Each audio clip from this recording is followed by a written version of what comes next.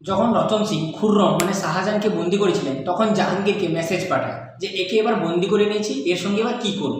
জাহাঙ্গীর তখন তাকে বলে কিছুদিন একে জেলে বন্দি করে রাখো। সেই কথা মতো রতন সিং খুররমকে কিছুদিন জেলে বন্দি করে রাখে এবং খুররমের দেখাশোনার জন্য নিজের একটি পুত্রকে নিযুক্ত করে। তার নাম ছিল হরি সিং। এবার হরি সিং খুব নিষ্ঠুর প্রকৃতির একজন মানুষ ছিলেন। সে শাহজাহানকে দিয়ে নিজের সেবা করাতো, পা টেপাতো, নিজের ড্রিঙ্ক সার্ভ করাতো এবং শাহজাহান সেগুলো করতে না চাইলে তার উপর অকথ্য অত্যাচার করতো। শাহজাহান তাকে বলতো এখন আমার সময় খারাপ, তাই তুমি আমার উপর অত্যাচার করছো, যদি পরে গিয়ে আমি মুঘল বাদশাহ হয়ে যাই তখন তোমার কী অবস্থা হবে সেটা কি তুমি ভেবে দেখেছো? সে কথা শুনে হরি সিং রেগে যায়। হরি সিং কী করে, ঘুঙরু আনিয়ে শাহজাহানের পায়ে পড়িয়ে শাহজাহানকে নাচায়, আর যেই নাচা বন্ধ করে জোর মারধর করে। তো সেই মারধরে শাহজাহান খুব অসুস্থ হয়ে পড়ে।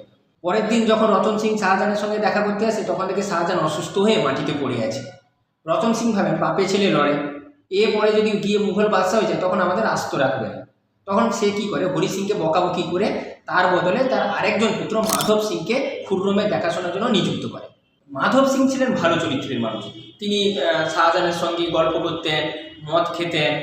শাহজাহান তাকে বলতো আমার কোনো ঠিক ঠিকানা নেই, আজকে বাপের কথায় তোমার বাবা আমাকে জেলে বন্দি করে রেখেছে, কালকে হয়তো আদেশ দেবে আমাকে মেরে দেওয়ার জন্য, তো আমার জীবনের কোনো ঠিক নেই। মাধব সিং তাকে জিজ্ঞাসা করেছিলেন তো তুমি এখন কী চাও? শাহজাহান বলেছিলেন আমি পালিয়ে যেতে চাই। তো মাধব সিং শাহজাহানকে সেই জেল থেকে পালিয়ে যাওয়ার জন্য সাহায্য করেছিল। সে সময় জাহাঙ্গীর সেখানে মারা যায়।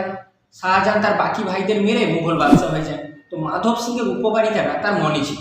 শাহজাহান যখন বাদশাহ হন তখন তিনি বুন্দেলের একটা অংশে মাধব সিংকে রাজা করেছিলেন।